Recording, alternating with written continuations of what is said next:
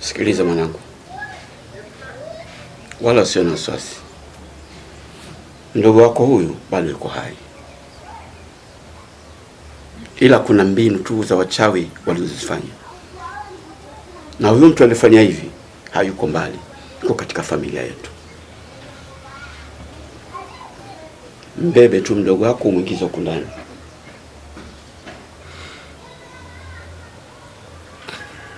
Sawa baba, njoo tumbebe.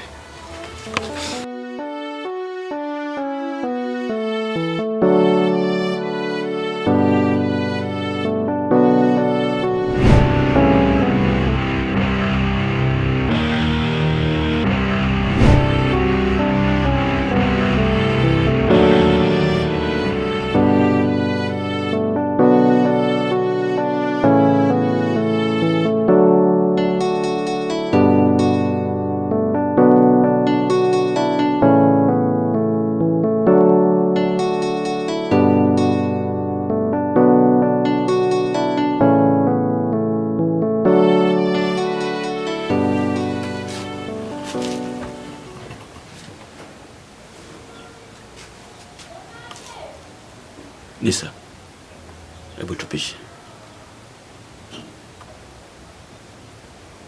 Nakwambia tupishe. Tupishe!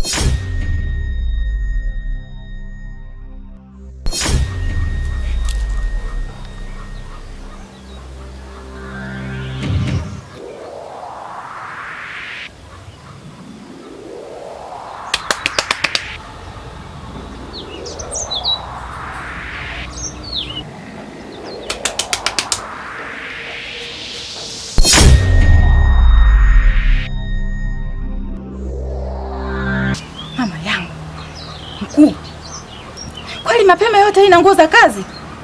Si unataka tuzalishane hapa mtaani? Nimefika. Kuna shida gani? Nisikilize Mwadawa. Mimi sio mtoto mdogo. Ninajielewa. Kingine, hakuna mtu yoyote ambaye anaweza kuniona.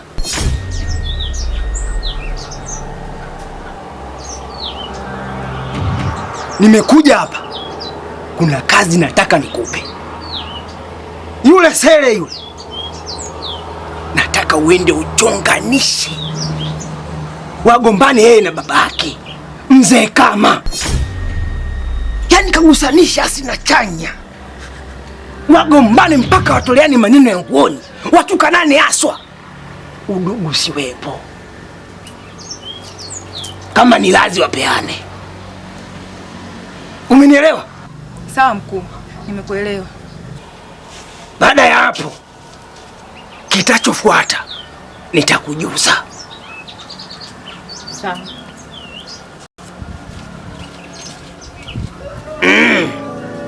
Lazima kiwake.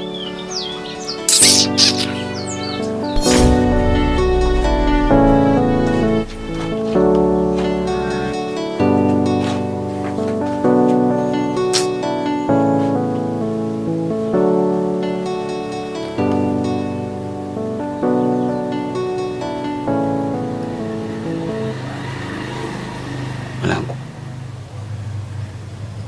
baba yako nipo. Najua hii sio rehema ya Mungu. Hizi ni mbinu za wachawi wanazozitumia kwa ajili ya kutaka kuiteketeza familia yangu.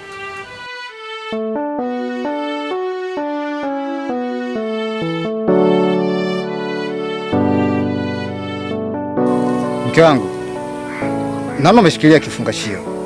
Safari ya wapi tena? Aise, sielewi nianze wapi kukwambia. Maana leo mdogo wako ndo amefika tu kutoka huko mjini. Lakini hajakaa hata hajatulia. Kadondoka hapo hapo na kupoteza maisha. Kwa hiyo tulikuwa tuna namna, ikabidi tumchukue na tuweze kumuingiza ndani. Tulipomuingiza ndani, babako akawa amekuja. Alipofika tu, anamtazama, alipokuja kugeuka, kantimua mimi. Kaniambia toka kabisa. Ikabidi nitoke. Japokuwa nilikuwa nimejisikia vibaya. Kwa ikabidi badilishe nguo na hivyo ninavyoona naelekea sokoni. lakini sielewi nini kinaendelea. Usijali mke wangu, hakuna jambo bali linaloendelea. Mimi nakushauri kitu kimoja, nenda kwanza sokoni, alafu ukirudi tutazungumza haya mengine. Kwa kuwa upo na mimi, hakuna kitu chochote kibaya kitakachokukuta kwenye maisha yako. Niamini mimi, wewe nenda tu sokoni. Sawa mume wangu, nimekuelewa, lakini jaribu kufuatilia hili jambo, ujue nini kinaendelea, na pia usisahau kuniambia.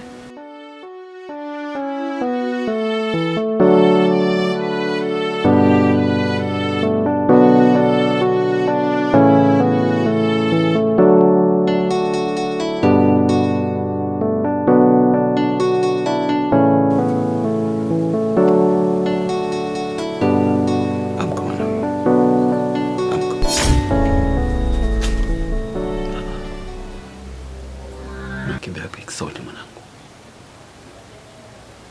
Nimekuambiaje pale nje? Nimekuambia mdogo wako bado hajafa. Yuko hai. Na mwana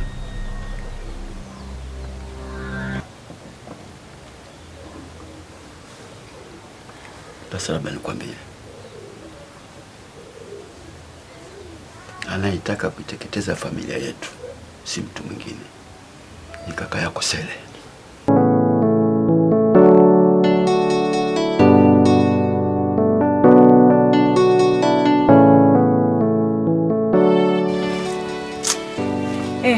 Yani shogangu, bora hata tulivyokutana. Yani huu mguu unaouona ilikuwa safari kwenu. Aya, ulikuwa unasemaje? Nyumbani kwenu kuna shida gani imetokea? Haise, mimi mwenyewe nashindwa kuelewa nini kinaendelea. Maana shemeji yangu amerudi ghafla tu kadondoka. Mara hapo kapoteza maisha. Ikabidi tumchukue tumuingize ndani. Na baada ya hapo mzee akawa amekuja. Si akantimu. Kasema toka. Kabidi nitoke kinyonge hivyo. Nikaingia ndani, nikabadilisha hizo nguo zangu. Hivi sasa hivi naelekea sokoni.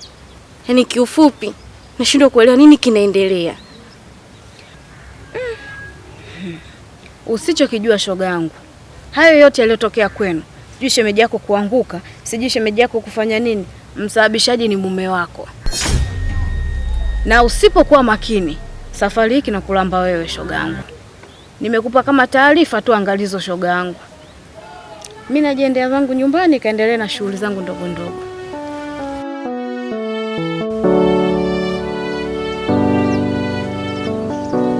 Mume wangu mimi? Hii inawezekanaje? Yaani amuue kabisa mdogo wake. Baba mmoja, mama mmoja. Hii haitawezekana. Au atakuwa ananichonganisha na mume wangu.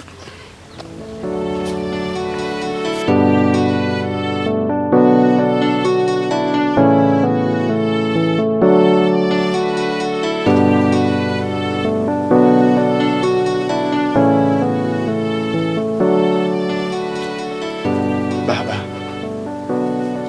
kaka Sele huyu. Kaka yako Sele huyu unamfahamu?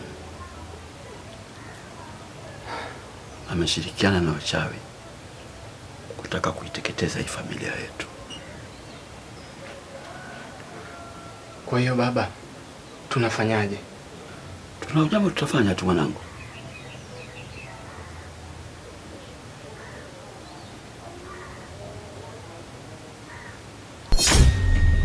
Sasa nakupa kitu. Hapa ndani leo usilale kwenye kitanda. Kama kuna nguo zako za kubadilisha, chukua kabisa, utalala hapo kumbini. Huyo ndugu yako kesho jioni ndio atakuwa mwenye nguvu na atanyanyuka mwenyewe. Sawa? Sawa baba. Na hata akija mtu yote usijaribu kumkaribisha akaingia kuchumbani. Unaelewa? Ndio baba, nimekuelewa.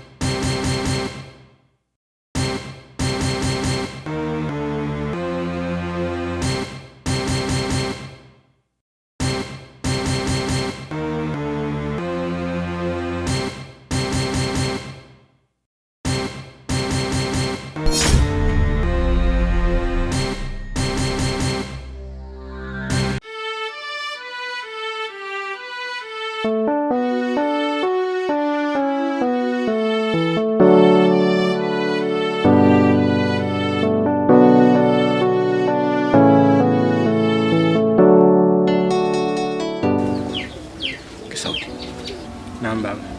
Kalete mkoba wangu.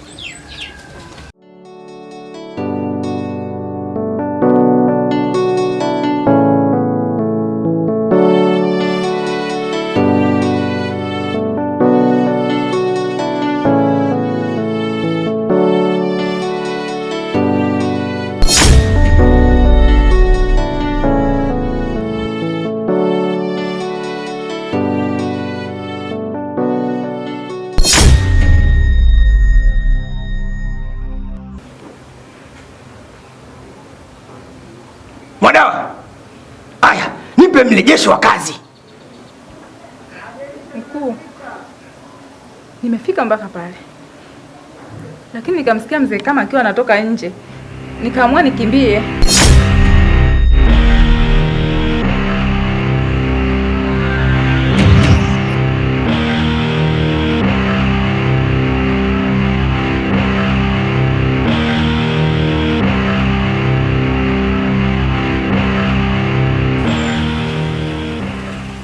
Mimi na safari, nataka kusafiri, lakini huu mji na kukabidhi wewe.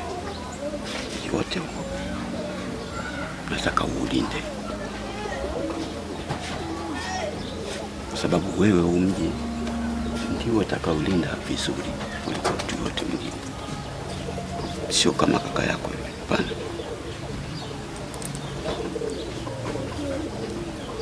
Na kitu kingine,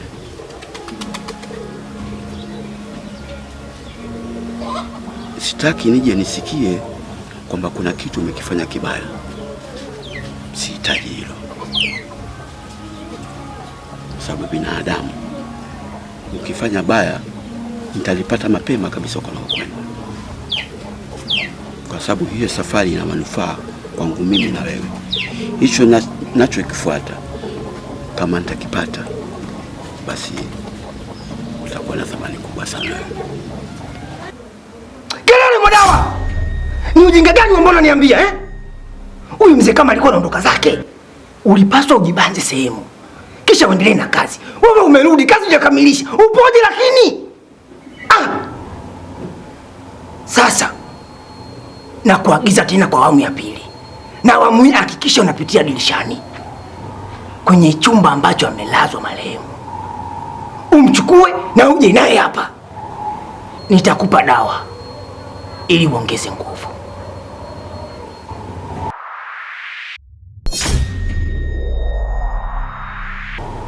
Aya, nyosha mkono wako wa kulia. Weka vizuri wewe.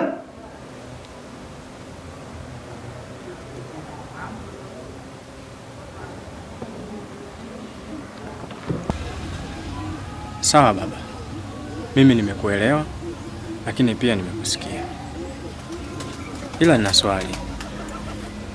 Nilikuwa nauliza huko unakokwenda utachukua muda gani kurejea tena hapa nyumbani? Sawa kabisa, umeuliza kitu kikubwa sana. Huko ninakokwenda mimi sitochukua muda, kwa sababu kuna kitu tu kuna kifuata. Nikikipata tu basi mimi nitarejea. Nadhani umeelewa vizuri. Nimekuelewa. Haya, fumba macho yako.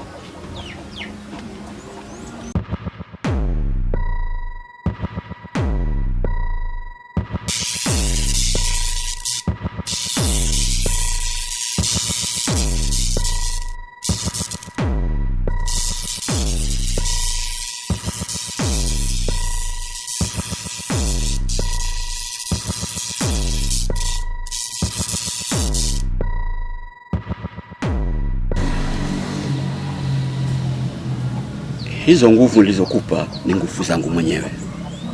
Wacha zile nguvu za ile fimbo. Kwa hiyo hakuna kitu chochote ambacho kitakachoweza kudhuru. Na hakika mtu atakayejitokeza wewe utapambana naye kiume bila kuogopa chochote.